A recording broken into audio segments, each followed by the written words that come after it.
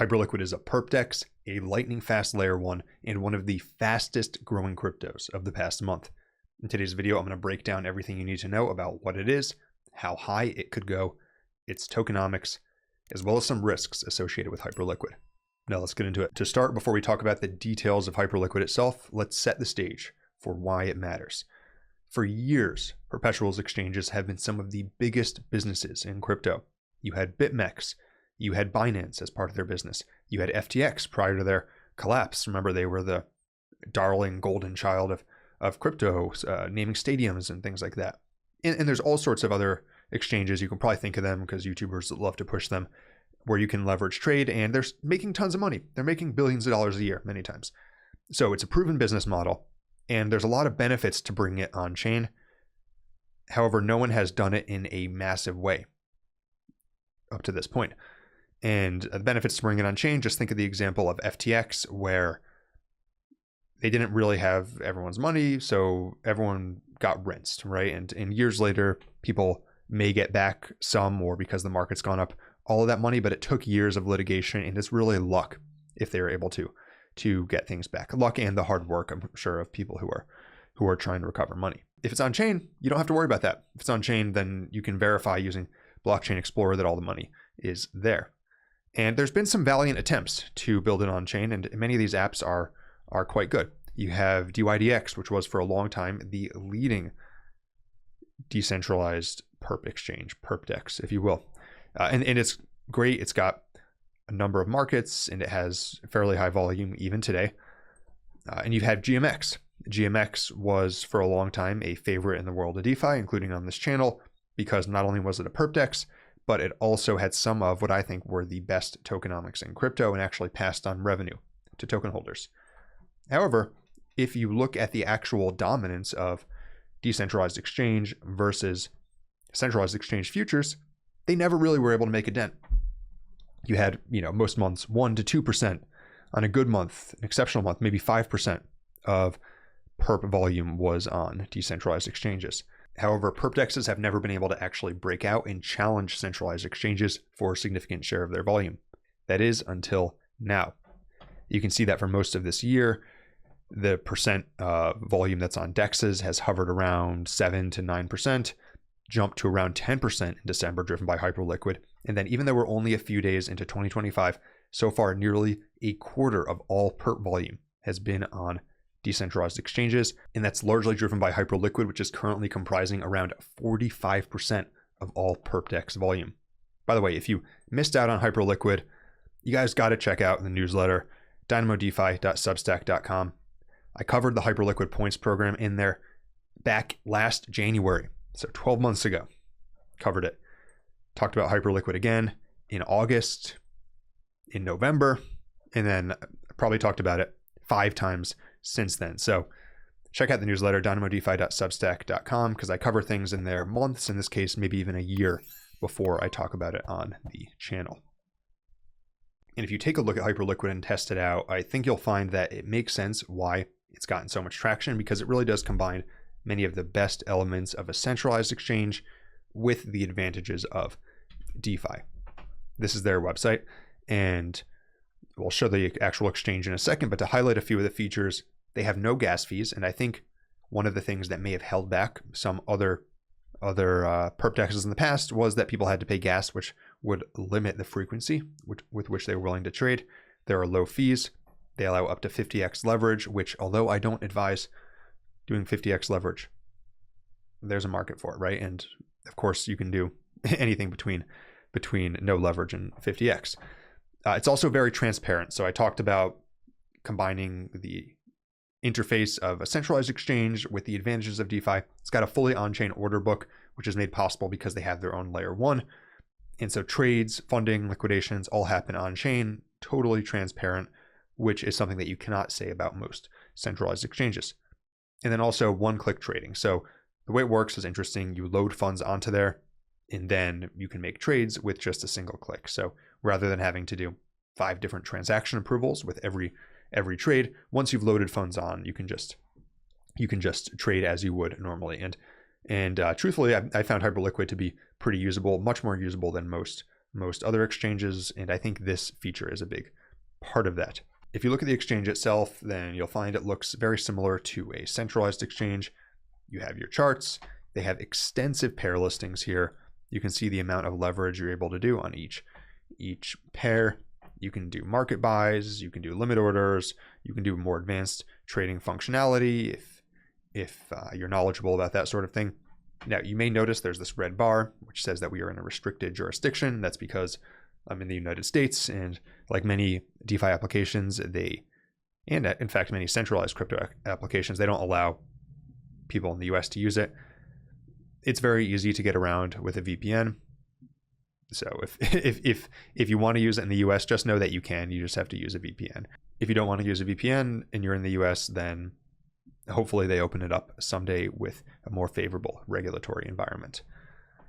But yeah, so the exchange is really solid, and it's really fast. Just look here, you can see the latest transactions, tons and tons every single second. And that brings me to the next point, which is that what makes Hyperliquid so interesting is they've built this Perp DEX, taken the most proven business model in crypto, applied it very successfully on chain, and then they are using that as a way to bootstrap their own Hyperliquid layer 1.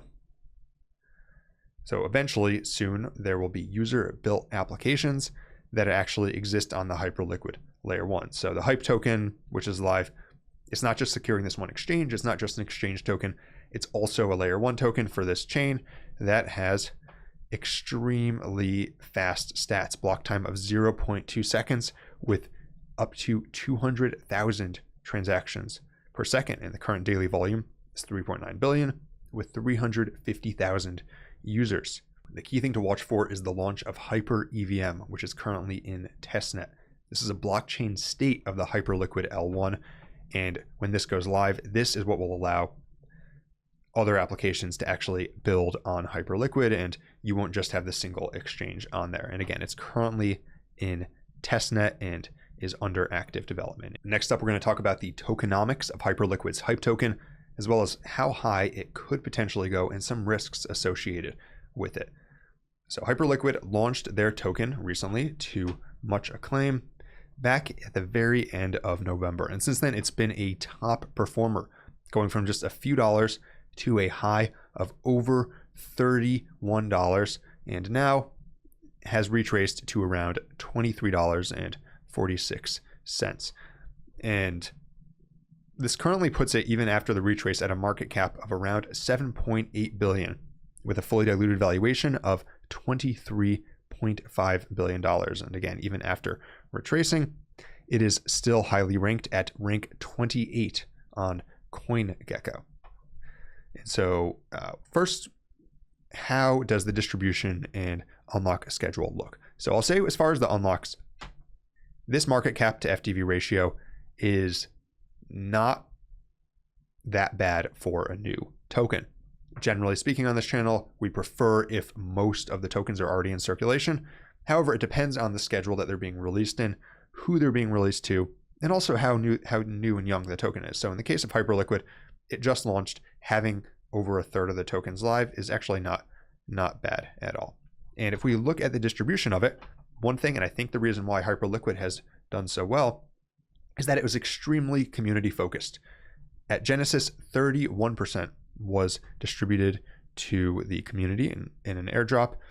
They have 38.888% reserved for future emissions and community rewards, 6% to Hyper Foundation, small amounts to community grants and HIB2, and then they've got 23.8% to current and future core contributors. And one thing I'm going to note with this is that is a relatively high distribution for current and future core contributors, especially for a layer 1. However, that is partially outweighed by the fact that they have no VCs. And so I'm guessing, just my theory is, they have a higher allocation here because since they didn't take VC funding, they probably had to offer a higher token allocation to actually recruit good developers, which they have been very successful at. And so over time, in total, 76.2% are going to the community. So more than 3/4. That is a phenomenal proportion. And you can see here that there are no allocations for private investors, centralized exchanges, or market makers. And I think that this community focus is part of the reason why Hyperliquid's community is just huge, with hundreds and hundreds of likes on virtually every post they make and tens of thousands of views. And then as far as the valuation itself, I mean, it seems extremely high and it's come up a lot. And I'm not making a call that it's necessarily done retracing, but I think the valuation does make sense if you look at it in the context of it's both an exchange and a layer 1. So let's look at some comps, for example. If we look at Hyperliquid here, it's rank 28 at around 7.8 million. And you say, okay, so Leo is another exchange token. Leo is 8.4 billion. By the way, if I said million, I mean billion, of course. So Leo is 8.4 billion.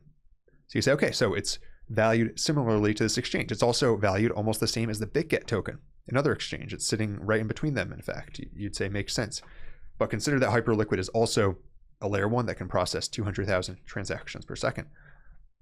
So then you might say, okay, well, then Hyperliquid might be a competitor with something like Sui.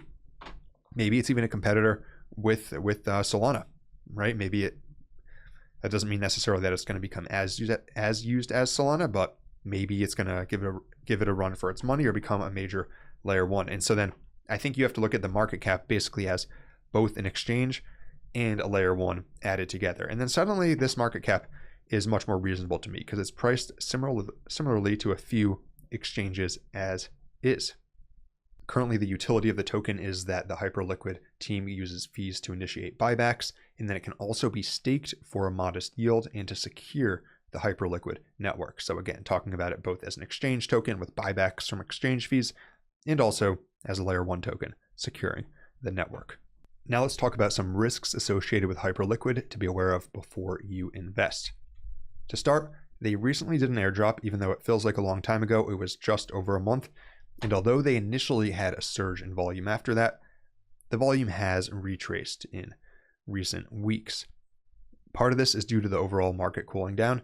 However, it should be noted that now their volume is sitting right around where it was prior to the airdrop. And if they can maintain this, that's phenomenal because they no longer have the incentive of an upcoming airdrop. However, this retracement is something to be aware of if you're a Hyperliquid investor.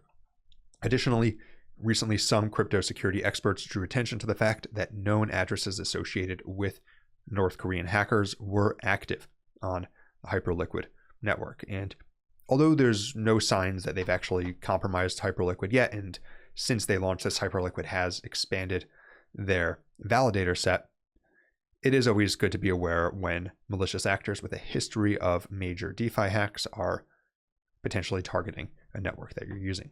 And then the final risk to be aware of is simply the fact that Hyperliquid has already increased in price rapidly in recent weeks. So in the event of a broader market pullback, Hyperliquid could pull back significantly to prices that it was at only a few weeks ago. By the way, if you're interested in actually using Hyperliquid, I have a free guide I published on my Substack, I'll link in the description, walking you through step-by-step how to deposit money into Hyperliquid and how to start trading on there. Let me know down in the comments what you think about Hyperliquid, and if you want to see more videos like this, be sure to like and subscribe to let YouTube know. Until next time, this is Dynamo DeFi.